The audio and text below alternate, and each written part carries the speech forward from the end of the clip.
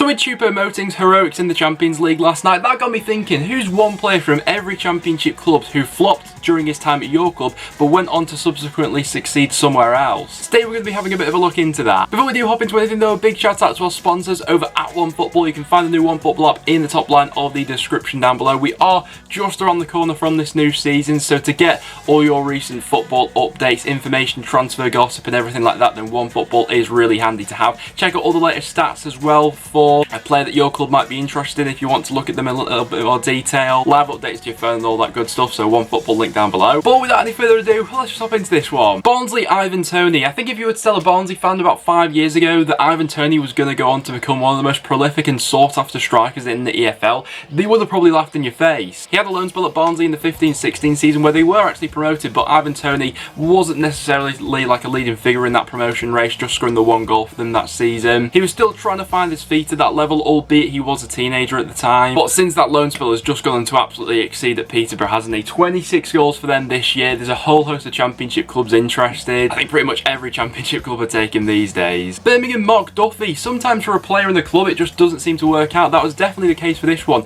Just making one start for Birmingham in the league during his time there. After leaving, went on to Sheffield United to do some fantastic things there. Promoted from League One at the first time of asking, and he was then a vital figure in that side that got promoted from the Championship as well. That creative spark from midfield. And for whatever reason at Birmingham, it just never seemed to happen for him. Blackburn Rovers Nikola Kalinic. Now, over the years, Blackburn have a fantastic track record with strikers, but given the money they paid for Kalinic, he has to be thrown into the unsuccessful pile. Came in for $6 million. They ultimately made a loss on the player in his first season in the league, just scored the 2 goals for Blackburn. But since leaving Blackburn, you have to say some of the clubs he's been at. He's played for Fiorentina, AC Milan, Atletico Madrid and now Roma. His time at Atletico, he won the UEFA Super Cup. It's not a bad track record considering he flopped at Blackburn. Bournemouth Lee Tomlin. This was a bit of a funny transfer move at the time. I think that Lee Tomlin's going to go down as one of those players who excels at the Championship level, but in the Premier League could never quite cut it. He moved over for a fee of around about £3.5 million, only made 6 league appearances for Bournemouth. He failed to score in the league, just grabbing the 1 goal for them in the FA Cup, was ultimately shipped out on loan to Bristol City, where eventually he was sold. And probably his most successful season after leaving Bournemouth came this time around at Cardiff, when he was that spark in their side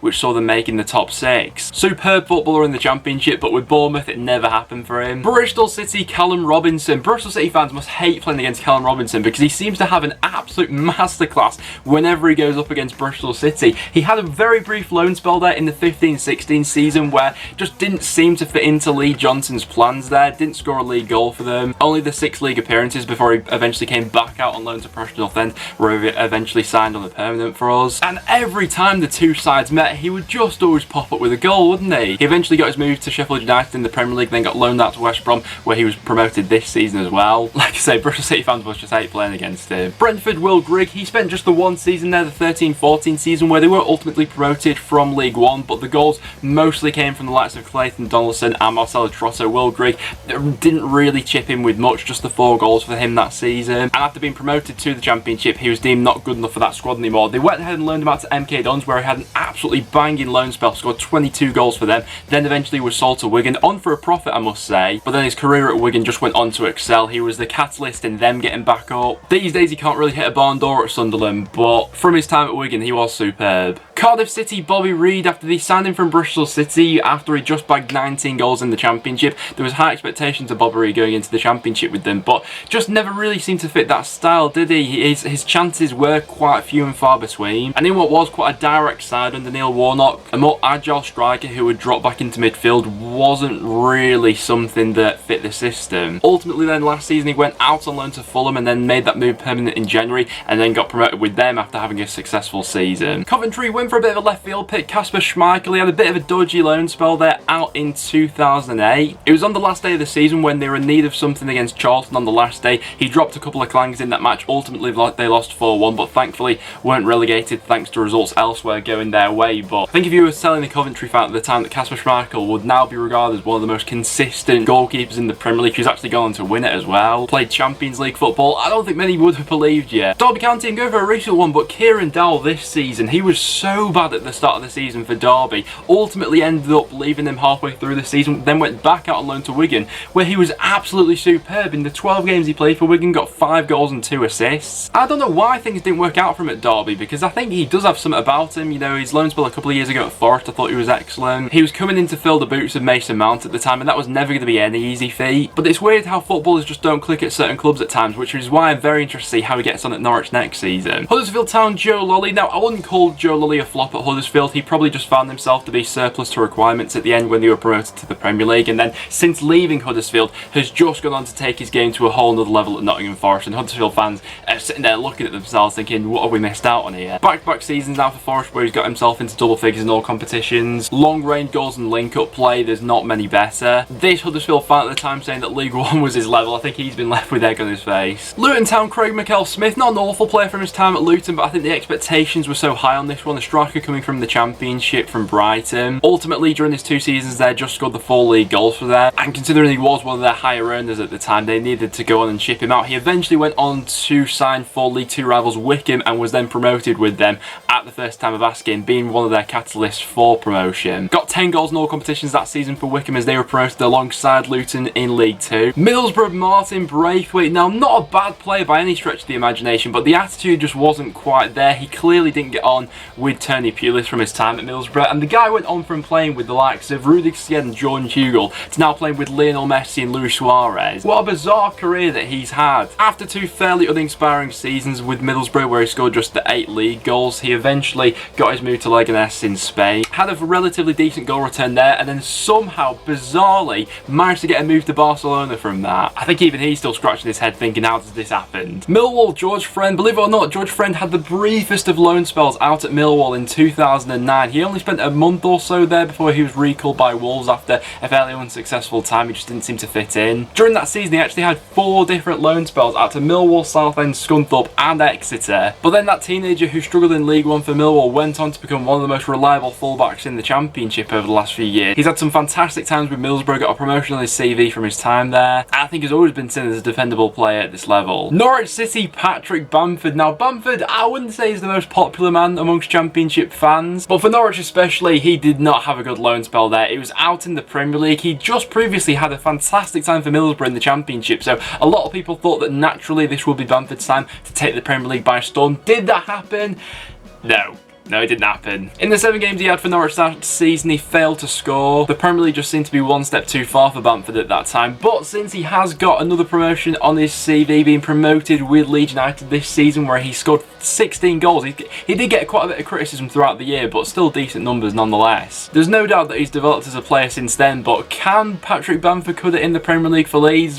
What do you guys think? Nottingham Forest, Nicklas Bendtner. If we're talking bizarre signings in the Championship, then this one has to be right up there. This was just a weird time in football, to be honest with you. Back in the 16/17 season, the signing came out of nowhere. Ultimately, he scored just 2 goals for Forest that season. He scored an own goal against Derby to top it off as well, if I remember rightly. It was a bit of a meme of a transfer in the end, but after leaving Nottingham Forest, he went to Rosenborg and actually finished as their top scorer, ended up winning the Norwegian League with them after scoring 23 goals in all competitions, so went on to do fairly well afterwards. It was a weird move though. Preston North End, Owen Doyle. This guy was next to useless for us. Why we decided to sign him after his loan spell where he scored just 4 goals for us, I'm not so sure. But after getting him on a permanent basis, he went on to score just 1 more goal for Preston. His most memorable moment in the North End shirt was getting into a scrap with Jermaine Beckford at Hillsborough. But put this guy in League 2 and the guy's an absolute goal machine. Last season for Swindon, 25 league goals. He's just signed for Bolton and is their hope for getting back up next year. He's been superb, albeit at a lower level, but that's far from the player that we had at North End. QPR, Julio Cesar. This was another weird time in football, moving over from Inter Milan to QPR. And to be fair to him, he had his moments, didn't he? But ultimately finished in the QPR side, who finished rock bottom of the Premier League. He was on absolutely astronomical wages, and he really just spent the 1 season there with them in the Premier League. After leaving on a permanent basis though, went to Benfica and really had a successful time there, won 6 trophies altogether, 3 league titles. QPR have had some really bizarre signings over the years, haven't they? Reading, Jake Cooper. Now, I wouldn't classify Jake Cooper as a flop at Reading. He was just quite a way down the pecking order. He ultimately left in search of first team football. He got that at Millwall,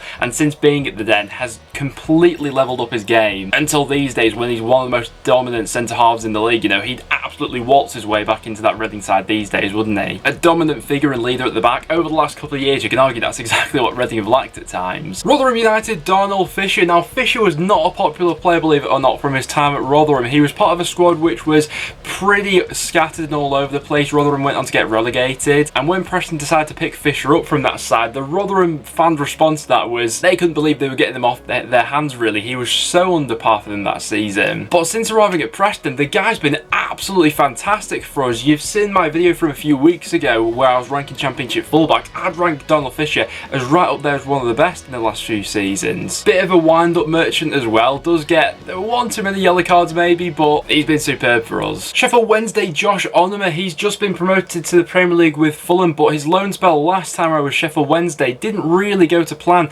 Average match rating there of just 6.51. He didn't really manage to make much of an impact there. Under Steve Bruce at the time, didn't really fit into his system. This season at Fulham though has really been able to change his game around, especially towards the tail end of the season. He came up with some massive moments for that Fulham squad, including that fantastic goal in the first leg of the playoff semi-final. So Wednesday really seemed to miss the boat on that one. Stoke City, Choupo-Moting. I mean, what a moment that was last night. My timeline was just flooded with people laughing when PSG decided to bring him on, as they're desperately searching for a winner from anywhere to get through, but somehow Choupo-Moting comes up with the magic to send them through to the Champions League semi-final. And I mean, his time at Stoke was less than successful, let's be real. He scored 5 goals there. They were ultimately relegated in 19th place, but I mean, he's winning at life, isn't he? From going from Stoke to Paris, from playing with Mama Vera Diouf and Sadio Berahino to Mbappe and Neymar. He's not done badly for himself, has he? Swansea City, Reno Sanchez. This one came with such hype when he arrived on loan for this season. He was billed up to be the next big prospect, but his time in England was less than impressive. He struggled to hold down the place in the Swansea side that was ultimately relegated, his highlight being when he passed to the advertising board. But since he's actually got away from Bayern, his career seems to have picked up again in the French league. Playing for Lille now, he's had a string of terrific performances for them, and still only 22, can still make something of himself. 5 man of the match awards this season, 3 goals. I think there's more to come from him than what we saw at Swansea. Watford, Matej Vydra. Now this is a bit of a left field pick because Vydra on loan at Watford, he was absolutely instrumental in them getting promoted. Scored 16 goals for Watford that season. They then went ahead and signed him on a permanent basis, and then pretty much binned him off as soon as they brought him in. In the 2 seasons he spent there on a permanent basis, he just made 1 appearance in the Premier League. They shipped him out on loan to Reading initially, barely using him at all. They then sold him to Derby County, where he went on to absolutely smash it, won the Golden Boot with them, and has since been playing his football for Burnley in the Premier League. I'm sure Watford are taking back these days. And then Wickham, Janai Danasia. Now he had an absolutely disastrous loan spell out with Wickham a few years ago. In 2015, just managed to muster the 2 appearances for them out on loan from Aston Villa. These days he's playing for Ipswich in League One. These days he's not going on to do incredible things, but he's managed to find himself as a sort of steady player at that level. But guys, there you have it. There was one flop from each Championship club who's gone on do better things since leaving. So guys, get all your suggestions in the comments down below. Who was one player at your club who flopped but has since gone to do alright? Then we could get some interesting discussions down there. But apart from that guys, thank you very much for watching. Make sure to leave a like if you want to enjoy, and please do subscribe for some regular Championship content. But apart from that, thanks for watching, and I'll see you all in the next one.